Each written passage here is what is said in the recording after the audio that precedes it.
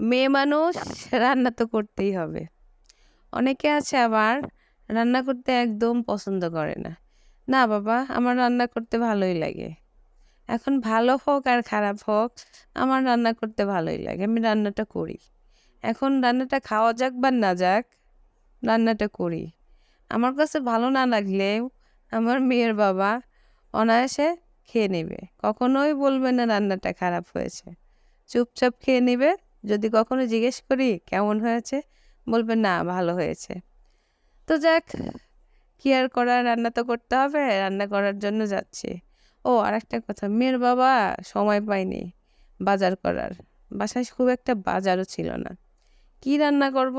বাঙালির জাতীয় খাবার আলু।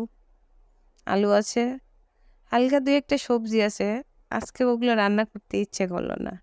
ভাবলাম আলু দিয়ে কি রান্না করা যায়। ফ্রিজটা খুললাম, দেখে আছে কিছু মাছ আছে। ও এর মধ্যে আবার আমার শাশুড়ি মা আবার বাড়ি থেকে মাছ পাঠিয়েছিল, ওনাদের পুকুরের মাছ। যাই হোক, আমাদের ওখানে আবার পুকুর বলে না, ডোবা বলে। ওনাদের ডোবার মাছ পাঠিয়েছিল অনেকগুলোই, খাওয়া হয়েছে। তো কিছু মাছ এখনো ছিল। গেলাম, যাওয়ার পরে একটা শোল মাছ নিলাম। যাই হোক, শোল মাছটা নেওয়ার পরে ভাবলাম যে শোল মাছটা আলু দিয়ে রান্না করি।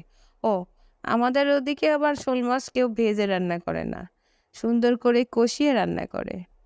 আমিও তাই করলাম, মাছটা ভালো করে কষিয়ে রান্না করে নিলাম।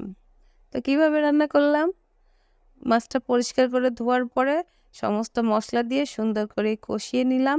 মাছটা উঠিয়ে রেখে সেই কষানো মশলার মধ্যে আলুটা ছেড়ে দিলাম। আলু ভালো করে কষানো হওয়ার পরে জল দিয়ে মাছটা দিলাম। ব্যাস, রান্নাটা হয়ে গেল। তো আসি আসল কথায়। কালকে আমার বড় মেয়েটাকে নিয়ে স্কুলে যাচ্ছিলাম। তো যাওয়ার পথে দেখলাম আম বিক্রি করছে। তো ভাবলাম বোধহয় ভালোই আম, নেব নাকি, আবার চিন্তা করলাম এখন নাকি ফরমালিন দেওয়া আম উঠেছে বাজারে, থাক নেব না। তো স্কুল থেকে যখন মেয়েটাকে নিয়ে আসছিলাম তখন মেয়েটা অনেক জোরাজোরি করলো আম নেওয়ার জন্য। কি আর করা, আম নিলাম। আম নিয়ে আসার পরে আমটা কাটলাম। আসল কথা বলতে, আম কেটে খাওয়ার সময় মানে আমের মতো লাগলো না, কেমন জানি একটা স্বাদ অন্যরকম, ফ্লেভারটাও খুব একটা ভালো না। তো বুঝতে পারলাম আম পাকার এখনো সময় হয়নি, কিন্তু ওই যে ফরমালিন দিয়ে পাকানো হয়েছে।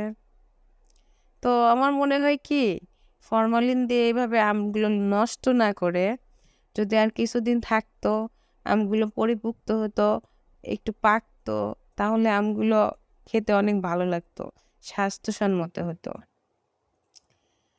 তো এখন আপনারা যারা আম কিনতেছেন, আমার মনে হয় এত তাড়াতাড়ি আম না কেন, যে আপনারা সবাই আর কয়েকটা দিন পরে আম কিনবেন। আমাদের দেশীয় ফল, তো সকলেই বেশি বেশি আম খান, আম কিনুন। আর কার কার আম পছন্দ কমেন্ট করুন, আমার কিন্তু আম অনেক পছন্দ। সকলে আমার ভিডিওটিকে শেয়ার করবেন, লাইক করবেন, কমেন্ট করবেন, আর পুরো ভিডিওটা দেখবেন। ধন্যবাদ সবাইকে। আসসালামু আলাইকুম। আল্লাহ হাফেজ।